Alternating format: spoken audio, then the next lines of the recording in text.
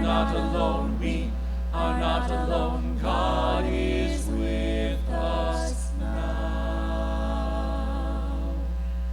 Good morning, Joan of Arc.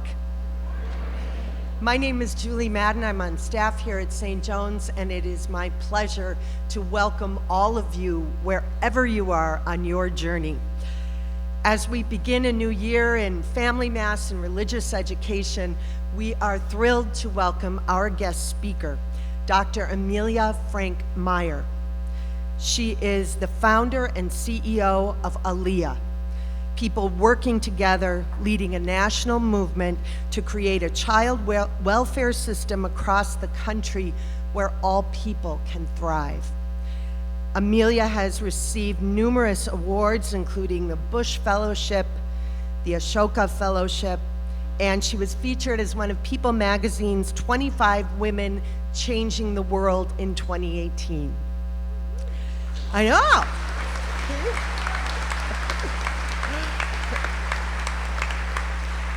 But in addition to a powerful public life, Amelia, her husband Mark, and their awesome children, Josie and Noah, are beloved members of this community, and we have all been privileged to see the power of parents creating a community of belonging for their children right here at St. Joan of Arc. We are thrilled to welcome her here this morning. Please welcome Amelia Franck Meyer.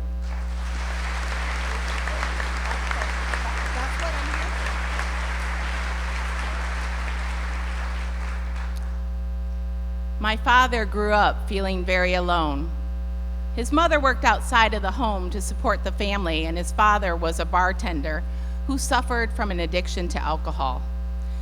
While my grandmother was working, my grandfather took my father to work every day and left him unprotected with the customers at the bar. As an only child, my dad had no one to turn to for protection in an abusive and neglectful home. And as a result, my father pleaded with his 5 children never to have just one child. He asked us to have more so that we would have a sense of family connection and would never feel alone or unprotected.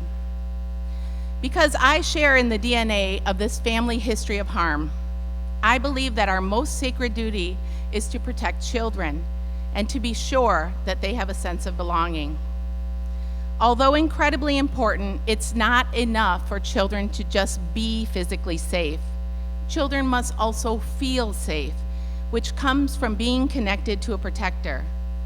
Humans feel safe and protected when we are connected to each other, in family, in community, in church, and in tribe. This is why middle school can be such a terrifying experience. Just ask my daughter Josie, who started a new school this year. What happens if I don't fit in? What happens if I don't find my group or if I don't belong?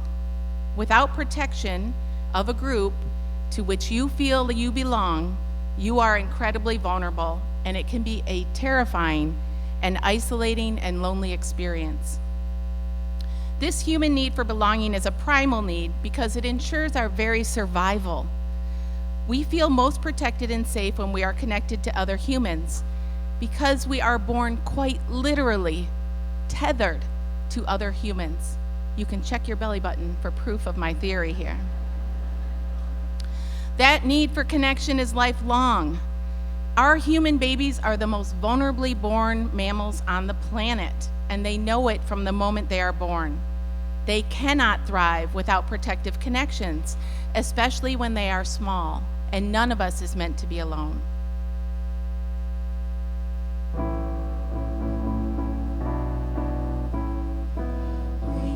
are not alone. We are not alone. We are not alone. God is with us. We are not alone. We are not alone. We are not alone. God is with us now. So, church family, as we welcome a new year of learning and praying and celebrating together, I've been asked to share with you how I am raising my children in the context of church how that relates to my larger vision in the world of every child having an uninterrupted sense of belonging, which I believe is at the core of our humanness and our human thriving. My father grew up feeling very alone and unprotected, and this is a feeling that I never want my children to have, or any child. Raising my children in a faith community is an important part of ensuring that they are not alone. I want Josie and Noah and every child at St. Joan of Arc to know that they belong here, that this community is holding them in love and grace as they grow and develop. And later, when life is harder, I want them to feel the comfort of coming home here, of remembering being with their dad and me and so many other important adults here in their lives, singing, holding hands, and praying together. I want them to feel so filled up now that they can return here for a sense of belonging and love to refill their well throughout their lives.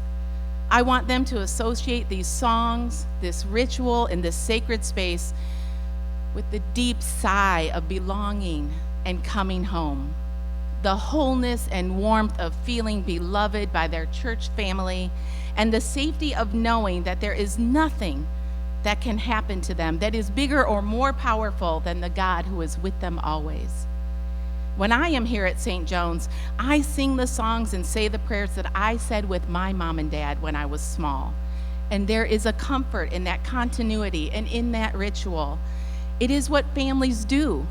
We gather for a meal, share affection, laughter, and spend time together. I come here to get refilled not only by the memory of the love and the familiarity of that ritual and song, but by the love I feel from you, my church family, who sing and pray with me today. Repeating these ancient rituals of gathering in His name and praying that weaves a bond of belonging together that comfort me and bring connection and courage for me to face the week. I feel free from worry because I carry the love and connection you give to me with me when I go. We are not alone, we are not alone, God is with us, we are not alone, we are not alone, we are not alone, God is with us now. And during my Catholic education, 12 years of it, something I was taught about relationship with God is that it is not a vertical relationship. It is not just you and God all by yourselves. Otherwise, you could stay at home and pray alone on Sundays. It is a horizontal relationship. Our faith is an act of love that we express together. And like love, when it is shown and shared, it deepens and multiplies. Expressing our faith in community helps us to recognize the divine in each of us, which reaffirms our family bonds of love. It is our human family at home and at church that fulfills our primal need for love and belonging, which is God manifested in physical form through our connections with each other. This is what I believe to be our most primal need, to belong. When we know for sure we are loved, that somebody has our back, that we are claimed, then we can rest and relax and play and learn. And most importantly, we are free to love the world back. But when we are not sure we belong, we use all of our energy to fend off potential threats because we know deep down we will never make it on our own. That worry and sadness wears us down from the inside out. The pain of not belonging is so profound that humans spend their lives seeking connection or numbing the pain of not belonging. In the United States, 46% of people report feeling lonely. 47% report feeling left out. And what is more, only half of Americans say that they have a meaningful in-person social connection on a daily basis, such as an extended conversation with a friend or spending time with family members. We are suffering an epidemic level of addiction, suicide, and violence, and other pain-based responses to our epidemic levels of disconnection and loneliness. Building connection that protects us against isolation and loneliness takes vulnerability and courage. When children are too young to develop friendships, usually around ages 2 or 3, they engage in something called parallel play. They sit next to each other and play separately, but not yet together. And this is what I see happening here at times. How can we welcome the stranger or welcome people wherever they are in the journey if we come to church and engage in parallel play, sitting next to one another praying, but not really knowing one another or praying together? So here's my shared challenge with you. The next time you sit down, introduce yourself to the person next to you, or ask their name during the sign of peace, and then seek them out, greet them, and build connection each week. And introduce your children to other adults too. Part of building a church family for my children is helping them feel connected to other adults here. When they walk in, Ron says hello. People who we've met in our small Christian community ask them about school. They said good morning to Bob at the book stand after service. They talk to Sydney, who then brings them a thesaurus the next week to learn new words. Gabrielle enlists their help in family mass, and they seek out Julie for warm hugs and weekly chit-chats about their lives.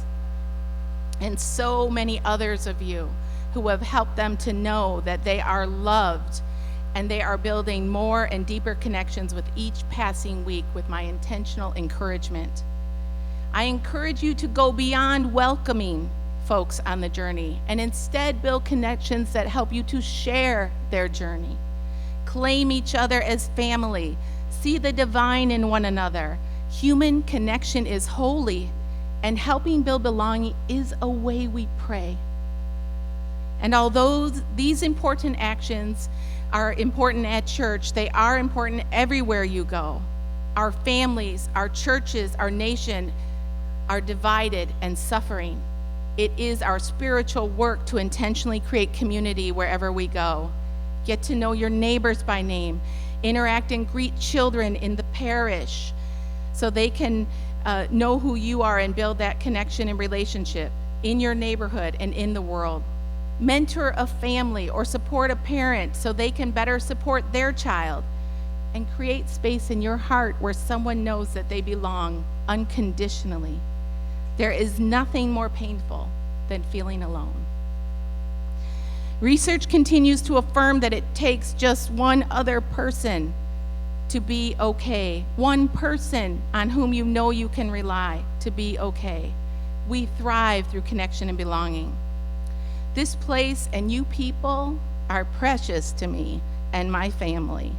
Thank you for all of the ways that you have loved and connected with my children and with other children too.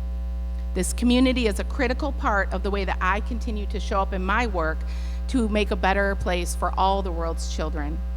Let's dig in deeper to our mission of welcome and continue to build a place where every child feels protected and connected, and every person knows they belong.